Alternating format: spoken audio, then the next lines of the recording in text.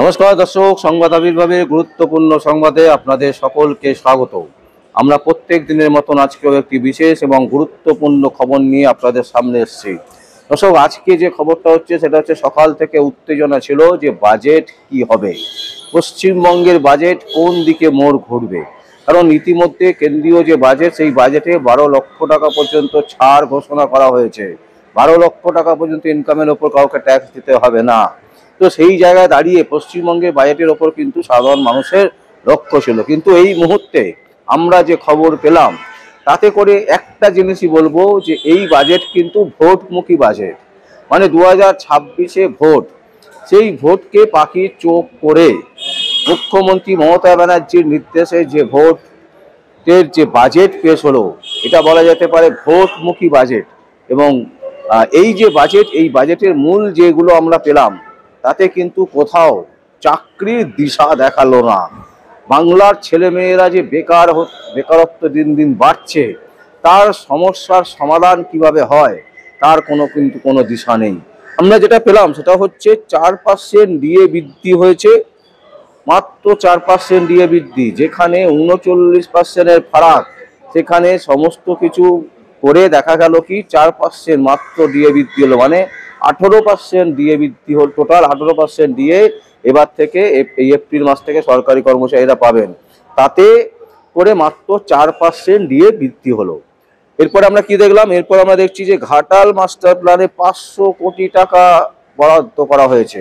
Ghatal master plan, অথচ গঙ্গা ভাঙন মানে নদী ভাঙন, সেই প্রকল্পে মাত্র 200 কোটি টাকা। কেন? কিসের জন্য এই ফারাক?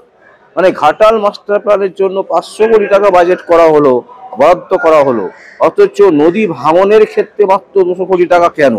এই প্রশ্নের উত্তর আমরা তো পাইনি। দর্শক, আপনারা কেউ যদি থাকেন বা কোনো শুভবুদ্ধি সম্পন্ন মানুষ যদি থাকেন যে বা বাজেট নিয়ে যারা গবেষণা করেন, তারা যদি কেউ আমাদের কাছে আসতে চান, ইন্টারভিউ দিতে চান, আমরা অবশ্যই সেই ইন্টারভিউ নেব আমরা। এবং আমরা প্রকৃত তথ্য জানতে চাইছি যে কিসের জন্য ঘাটালে 500 কোটি টাকা বাজেট হতে পারে, আর গঙ্গা মানে নদী ভাঙনের ক্ষেত্রে সেখানে 200 কোটি টাকা বাজেট। এছাড়া আমরা দেখছি কি যে অঙ্গনবাড়িতে চাকরি করেন যারা, তাদের মোবাইল ফোন দেওয়ার জন্য 200 কোটি টাকা বরাদ্দ করা হয়েছে। মোবাইল ফোনটা কি খুব এসেন্সিয়াল? মোবাইল ফোনটা কি খুব ইম্পর্টেন্ট? বরঞ্চ তার থেকে বলা যেতে পারে তারা যেখানে কাজ করছে তাদের স্যালারিটা বাড়ানো যেতে পারতো বা টাকাটা বাড়ানো যেতে পারতো। যে যা স্কেলের টাকা পায় তার থেকে কিছু বৃদ্ধি করা যেতে পারতো। তা না করে মোবাইল ফোন দেওয়া হবে, 200 কোটি টাকা বাজেট বরাদ্দ করা হলো। এর পেছনে নিশ্চয়ই কোনো না কোনো অঙ্গুলি হেলন, কোনো না কোনো ভোট কাজ করছে। কারণ 2026-এ ভোট, তো সে ভোট উপলক্ষে মুখ্যমন্ত্রী মমতা ব্যানার্জি কিন্তু এই পুরো বাজেটটা কিন্তু সেইভাবেই সাজানো হয়েছে। আমাদের 4টে প্রশ্ন। প্রথম প্রশ্ন হচ্ছে, ডিএ আন্দোলনকারীরা এত আন্দোলন করছে, রাজ্য সরকারি কর্মচারী, তাদের প্রাপ্য টাকা, অথচ তাদেরকে মাত্র 4% ডিএ বৃদ্ধি করা হলো। 2 নম্বর প্রশ্ন হচ্ছে, ঘাটাল মাস্টার প্ল্যানে মাত্র 500 কোটি টাকা বরাদ্দ করা হলো, অথচ নদী বাঁচাও প্রকল্পে মাত্র 200 কোটি টাকা কেন? এই প্রশ্নের উত্তর কে দেবেন এবং কারা দেবেন সত্যি আমরা জানি না। কারণ পুরো জিনিসটাই হচ্ছে ভোটের ওপর লক্ষ্য করে। এবং তারপরে বলছি, অঙ্গনবাড়ির যারা চাকরি করেন তাদের জন্য, তাদেরকে মোবাইল ফোন দেওয়া হবে, তার জন্য 200 কোটি টাকা বরাদ্দ করা হয়েছে। এটাও কিন্তু একটা খুব টুইস্ট বলা যেতে পারে বাজেটে, যে মোবাইল ফোন যে যার পয়সা দিয়ে কিনে দিতে পারে, এবং এখনকার দিনে কারোর কাছে মোবাইল ফোন নেই। এই জিনিসটা ভাবলেই একটা হাস্যকর বিষয় হয়ে যাচ্ছে। সেখানে রাজ্য সরকার বাজেট করছেন যে কি 200 কোটি টাকা বাজেট করছেন যে অঙ্গনবাড়ির লোকেরা যারা চাকরি করেন তাদেরকে 200 কোটি টাকা, তাদের জন্য 200 কোটি টাকা বরাদ্দ করা হচ্ছে।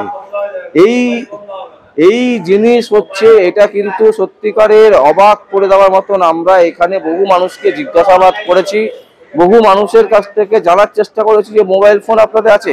একজন পুরোহিত, তার কাছে মোবাইল ফোন আছে। একজন ঝাড়ু দেয়, তার কাছে মোবাইল ফোন আছে। যে পেশায় থাকুক না কেন, প্রত্যেকের কাছে মোবাইল ফোন কিন্তু অ্যাভেলেবেল।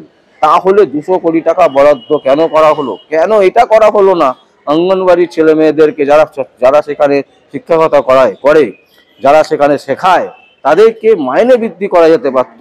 সেটা না করে, বা যারা রান্না করে তাদের টাকা বৃদ্ধি করা যেতে পারতো, সেইগুলো না করে মোবাইল ফোনের জন্য তার মানে এখানে স্পষ্ট বোঝা যাচ্ছে যে কোনো মোবাইল কোম্পানির সাথে টাই আপ হয়েছে এবং কোনো মোবাইল কোম্পানিকে পাইয়ে দেওয়া হবে সেই টাকা।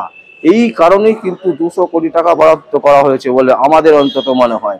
তাই দর্শক, আজকের এই পুরো বাজেটটাই আমরা মোটামুটি দেওয়া সম্ভব নয়, কারণ অনেক বড় বাজেট। তার মধ্যে থেকে যে 4টে প্রশ্ন আমাদের এই মুহূর্তে মাথায় এসছে সেটাই আপনাদের সামনে আমরা তুলে ধরার চেষ্টা করলাম। এবং এই বাজেট যে ভোটমুখী বাজেট এটা কিন্তু একদম স্পষ্ট, এবং এখানে কোনো দ্বিধা নেই বলতে যে 4টে প্রশ্ন আমরা তুলছি, এই প্রশ্নের উত্তর যদি কোনো তৃণমূল কর্মী, কোনো নেতা, কোনো নেত্রী সদুত্তর দিতে পারেন, তাহলে সত্যি সত্যি আমরা তার সংবাদও আমাদের চ্যানেলে সরাসরি দেখাবো পাবলিকের সামনে। দর্শক, আপনাদের যদি কোনো বক্তব্য থাকে, কোনো কমেন্ট থাকে, অবশ্যই আপনারা কমেন্ট বক্সে কমেন্ট করবেন। আর দেখতে থাকুন পরবর্তী সংবাদ আবির্ভাবে। আমার নাম বিশ্বজিৎ পাল, সংবাদ আবির্ভাবের জন্য।